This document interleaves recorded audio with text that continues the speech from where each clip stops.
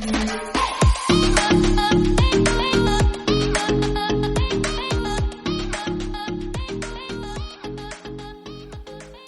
to the first episode of Defending the Line. I'm Christy Shepard, and this will be my weekly podcast to share with you the story about what happened in the murder case of my cousin Debbie Carter in our small Oklahoma town, where two men were originally convicted of that crime and then later exonerated by DNA. When this crime took place, I was 8 years old, and my cousin Debbie had actually just moved up the street from my mom and I. We lived in a little neighborhood where there were lots of older people. It was a couple of blocks from the college. Nice neighborhood, but an older neighborhood. And one of the men that was charged in her murder actually lived in a house between mine and Debbie's house. So I've grown up with this case all my life. And so a little bit about me. I am a licensed professional counselor. I've been married for 20-something years, 3 kids. And about 15 years ago, I guess, a few years after these men were found to be innocent, it set me on this path of finding out what really happened in Debbie's case. And that led to me getting involved with working with the Innocence Project, speaking all over the country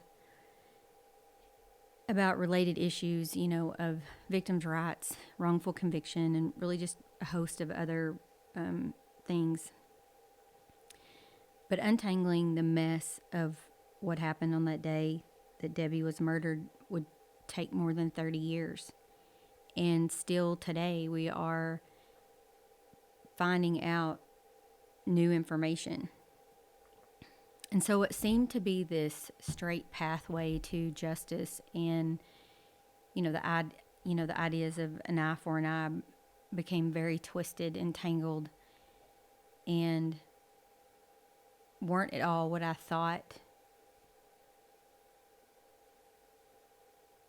weren't at all what I thought how the justice system worked. And so you might recognize this story if you read the book by John Grisham called The Innocent Man, or if you watch the Netflix series with the same name, which I think that John Grisham's book and the Netflix series were both done really well. But I'm sure you can imagine that there is much more to the story than would ever just fit in a book, or that would fit in even an 8-series show. And so the aspects of Debbie's case that have been made public are really the tip of the iceberg. I think the show unveiled, more of what, had come out than the book originally did. And I always tell people, if you think that was bad, you can't imagine what else there is. So just to give you some perspective, this case has been to court 4 times. The first 2 trials resulted in a life without parole conviction and a death row conviction. Those convictions were then overturned. The third trial resulted in a death row conviction, and then that sentence was overturned. Then there was a 4th trial that ended in a life without parole, and it's been almost 40 years since Debbie was killed, and we actually will be headed to court for the 5th time, probably at the end of 2021. And I've really struggled with how and when to talk about the rest of it, or even if I would. And I'd be lying if I said that I wasn't worried about it. Unveiling some of this stuff is concerns me a great deal. But I feel like the only way to affect change is to tell the truth. And it's time to tell my truth. We're going to have some question and answer stuff, but please know that I don't have all the answers. I really probably have way more questions. And another struggle is, where do I start? There's so much to all of this, and trying to keep track in my mind and not get lost in the weeds, but not miss big things that would confuse people. I just have gone over it a million times, but really I feel like the only place to start is at the beginning. So again, I'm, lived in our small town most of my life, and most of my family did, and we all live, in the area. And Debbie was born and raised here, and she has an older sister and a younger sister. She was always independent and always kind of shy and quiet, but she did not put up with anybody, embarrassing her, or, she just didn't put up with any shit.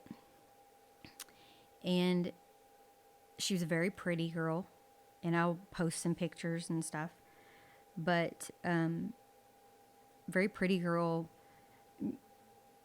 She was popular, and people knew her in high school, but she wasn't like the cheerleader or anything like that. Her parents had blue-collar jobs. Her dad was a bricklayer, and her mother worked at a place called Brockway, which was a glass plant that we had here in town.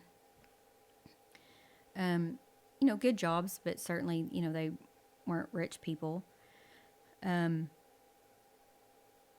But she was kind of a cowgirl, and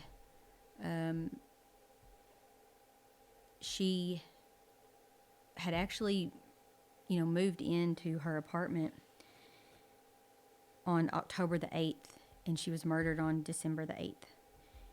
And so this independence that she'd always looked forward to and strived for would really last for 60 days. And she worked really hard. She had actually been laid off at Brockway, where her mom and actually one of my other aunts worked. And she had a job, waiting tables at Bryan Corner Drug, which was a, little drugstore that had hamburgers and, had a little cafe deli counter thing. And she babysat, and she also had recently taken up bartending at a country and western dance place in Ada called the Coach Lap. And you'll hear a lot about the Coach Lap. And the best way I can describe the Coach Lap, which I was never there, and it's been torn down since now, but the best way I can describe the Coach Lap in that time period was urban cowboy, from the way that people dressed to the the music and that kind of thing. And the Coach Lap was a nice place. It had a couple of dance floors, and everybody went there. And during this time in Ada was the oil boom, and there was a lot, there were people who had a lot of money.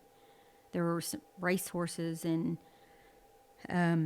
we had, like I said, we had several industry type places, from glass to cement to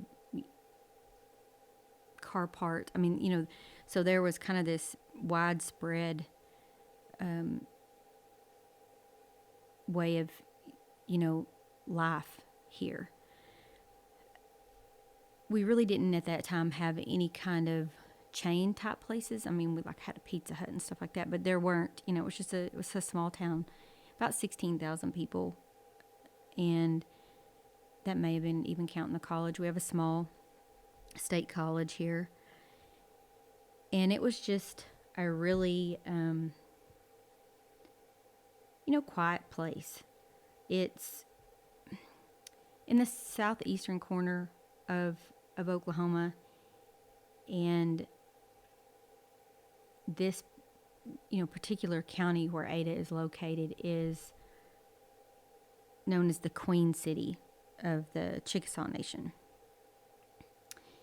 And the Chickasaw Nation is a tribe, an Indian tribe that this county is one of those counties in the jurisdiction of that Indian tribe, which later we're going to get into a lot more.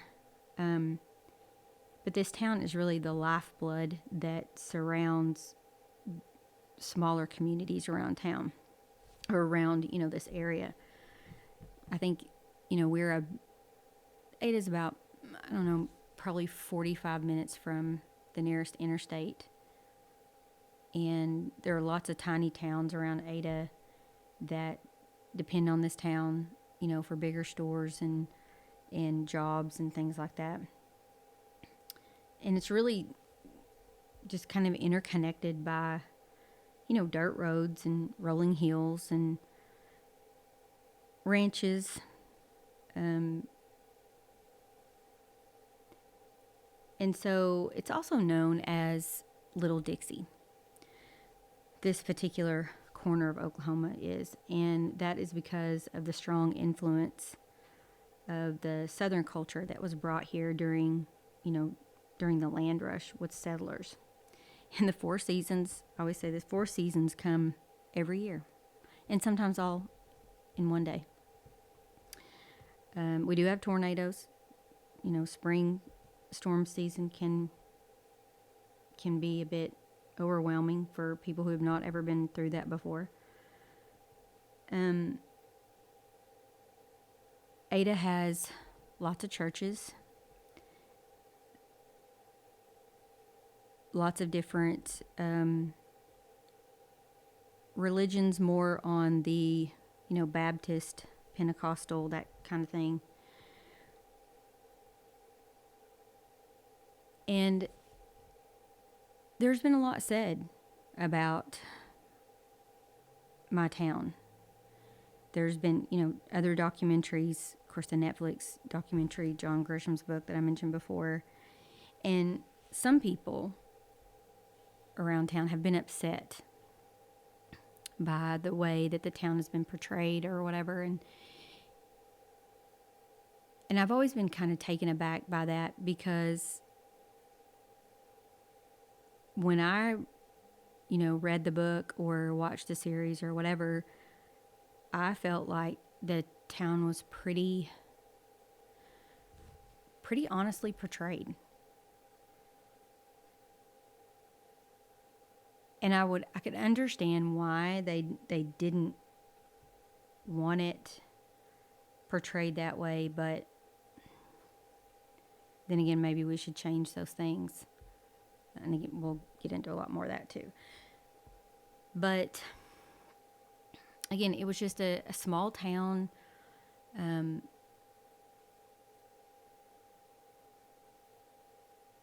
People went to football games on Friday nights, hung out, went to the, the coach light on Saturday or whatever. We had a couple of other kind of, bar places in town, and people go to church on Sundays.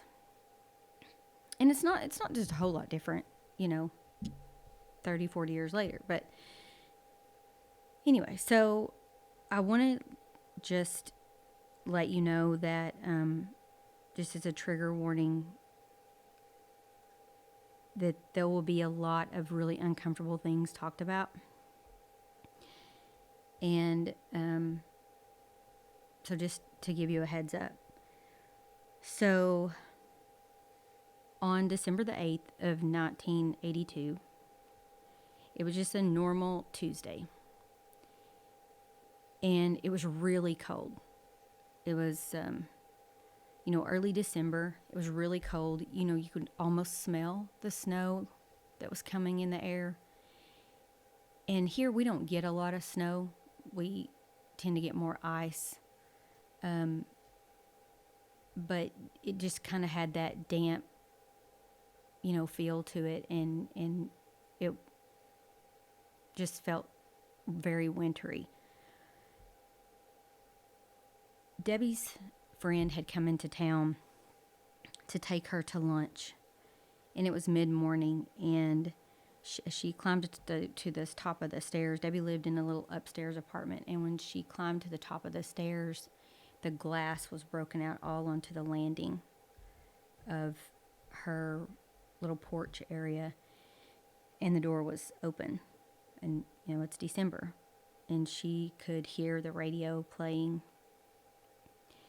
And when she entered the apartment, the couch cushions were everywhere. There was stuff thrown everywhere. Debbie's apartment really didn't look much different than her room did when she was at home living with her mom. There were stuffed animals on the bed and little home interior things, on the wall. This was her first little place, and she was adding to it as much as she could. It had a little, kitchen area, and it was a 1-bedroom and had a little bathroom. And as our friend entered, clearly, there was just a mess. And as she looked, she saw Debbie laying face down in the bedroom. And she was naked. And there were writings all over the walls in kind of a helter-skelter type scene. And so her friend left, and of course there was no cell phones, and so she ran or drove, I'm not sure, but went to a convenience store that's a couple blocks away, and called Debbie's mom. And we call Debbie's mom, we call her Peppy. Her name's Peggy, but we call her Peppy as a nickname, and everybody does. Even my grandparents called her that. Anyway, so she called Peppy, and Peppy had actually gotten off at midnight the night before, and she had a new Camaro, and there was no issue with her car before. But Debbie's friend was, frantic and telling her, she's not moving. There's blood all over the walls and whatever. And so Peppy runs to her car, and it won't even turn over. Which is by the grace of God that she couldn't get across town. But anyway, she began to call people and couldn't get hold of anyone, and called Debbie's dad. And Debbie's parents had been divorced for a few years, and he had remarried. And she called Debbie's dad and told him, that Debbie was on the floor, and to run over there and see what happened. And he did. And Peppy also called her friend Carol, who lived kind of just catty corner from Debbie. And she and her daughter went over there as well. And the police started showing up, and the paramedics started showing up. And when I say that nothing like this had happened in this town before, I can't even emphasize that enough. People slept with their windows open and their cars unlocked at night, and you just didn't worry about things like that. And it's odd for me to think, at that time, being 8, how when most kids are starting to be convinced that there isn't a boogeyman, I learned that there was. That there really is people who sneak in the night and do horrible things. And so when the paramedics arrived, the police was trying to get them out because there wasn't a need for a paramedic, and the paramedics were vomiting off of the landing to the ground below because it was just a horrific scene. Debbie had been raped and beaten, and she had been strangled with the cord of her electric blanket and her cowboy belt. Continued to call people, and as the day unfolded, Carol took my mom and went to talk to Peppy and tell her what had happened. And news traveled, and it was all over town. It's all anyone could talk about. Debbie's murder would change the dynamics of my family forever. And we would never be the same. And it didn't happen overnight. I mean, it took years. But you can really look at that moment and pin it back to that moment of when things began to shift. So I did not find out about what had happened to Debbie until later that evening. My mom's boyfriend at the time, who's now my stepdad, his name is Bruce, he had picked me up from school that day, and I was kind of upset because my mom hadn't picked me up, and she was supposed to, and he had told me that she was taking care of Peppy, and my family was very close, my cousins and my aunts and stuff, and so that was completely plausible to me. That made sense, because he told me that Peppy was really sick and that my mom went to take care of her, and so I began to kind of feel like something wasn't right as the day went on, and my mom didn't come home till really late. And she told me what happened to Debbie. And the next few days were, I remember things almost, some in snapshots, but also some in like little clips of time. And I remember going to school the next day, like it was a regular day. And I remember being pretty pissed about that because I knew that my whole family was together. I knew that they were all together and that I wasn't with them. But at the time, I had no understanding of really what the adults in my life were dealing with. And again, even the next day or so during the funeral, I went on to school. And again, not being very happy about that. But, my mother was 29 when this happened, and Peppy was only 39. Peppy had actually gotten married when she was 16, had a baby when she was 17, had a baby when she was 18, and had a baby when she was 20. So she was like 39, because Debbie was 21 when she was murdered. And so these were relatively young people dealing with huge life-altering things. And my mom and Peppy were extremely close. Peppy is 10 years older than my mom. And so my mom, when they were growing up, was kind of like a living baby doll to Peppy. When Peppy likes to tell the story that when she was 15 or 14, anyway, when her first job at a little cafe, that she took her first paycheck and bought my mother, who was, 3 or 4, bought my mother a pair of black patent dress shoes. And that was a big deal. And because my mom and Peppy grew up really poor. And they got one pair of shoes a year. And so Peppy took her very first paycheck and bought my mom these little dress shoes. And funny now that all 3 of us really, and now my daughter as well, we were all kind of shoe fanatics, which is just kind of funny. But the day of the funeral, Peppy had decided that she was not going to bury her child. She was refused to go to the funeral. She wasn't going to do it, and she just wasn't going to go.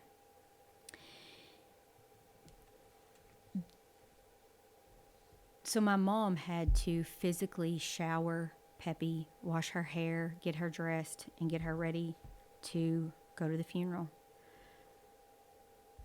The funeral, they say, was huge.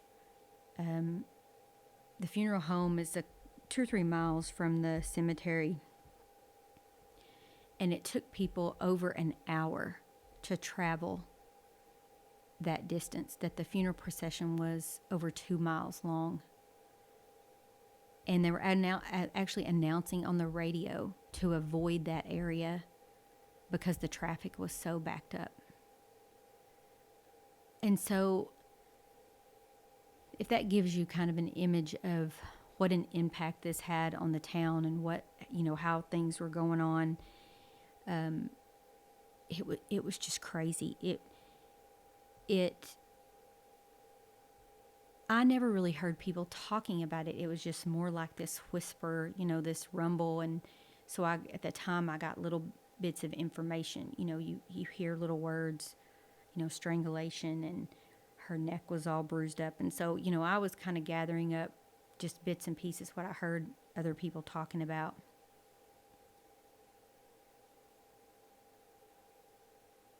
It was really strange when I got to looking into her case to look back at the newspaper articles of that time. In that,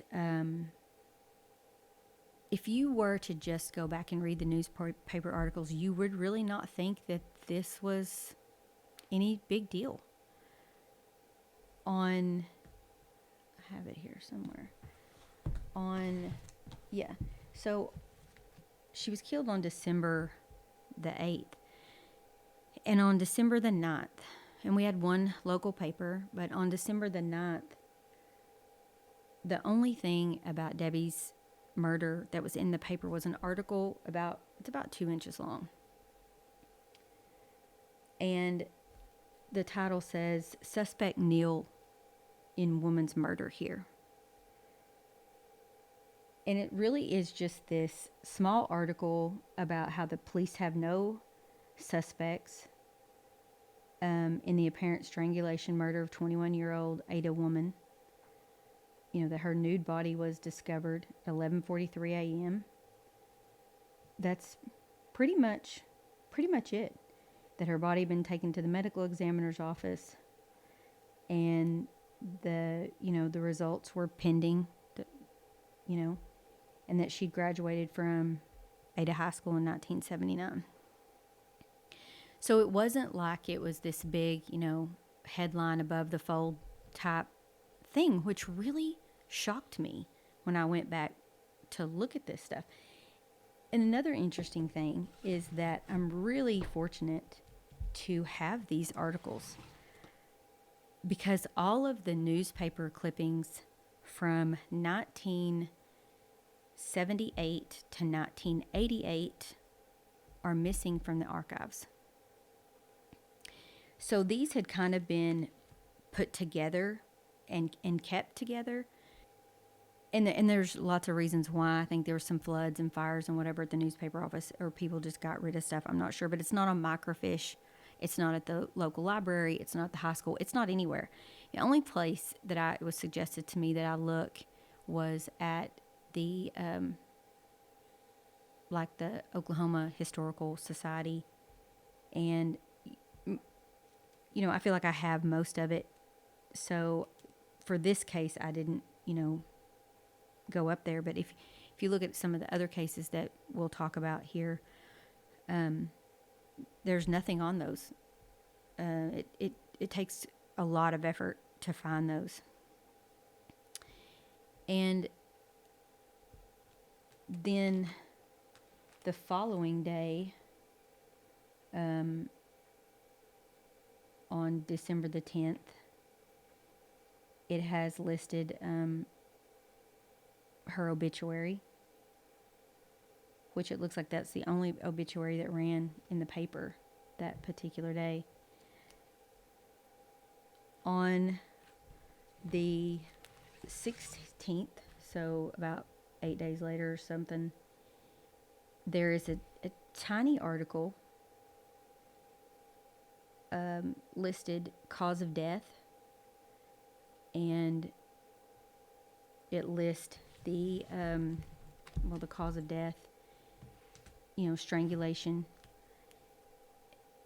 But again, it's so small, and it's just below an article that was finishing up an article, I guess, about Santa's visit.